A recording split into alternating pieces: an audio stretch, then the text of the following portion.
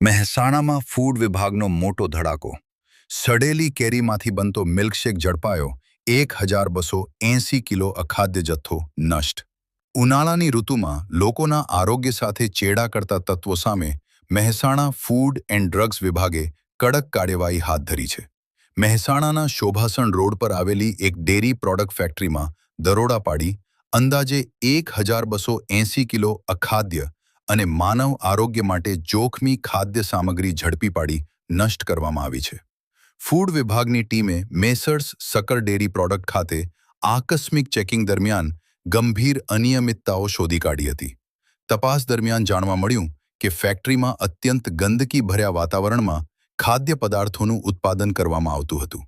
કાર્યવાહી દરમિયાન મુખ્ય ફૂડ ઓફિસર વી.જે. ચૌધરી પોતે ટીમ સાથે હાજર રહ્યા હતા. 990 કિલો સડેલી કેરીનો જથ્થો ઝડપાયો. તપાસ દરમિયાન મિલ્કશેક અને પલ્પ બનાવવા માટે રાખવામાં આવેલી 990 કિલો સડેલી કેરીઓ મળી આવી હતી.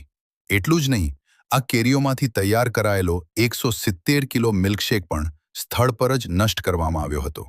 બાળકોમાં લોકપ્રિય પેપ્સી પણ મળી. શંકાસ્પદ ફેક્ટરીમાંથી 120 કિલો પ્લાસ્ટિક પાઉચમાં ભરેલી પેપ્સી પણ મળી આવી હતી, જે આરોગ્ય માટે જોખમી હોવાનું પ્રાથમિક તપાસમાં સામે આવ્યું છે. સમગ્ર જથ્થાનો નાશ કરી દેવામાં આવ્યો છે. મારો અવાજ ન્યૂઝ.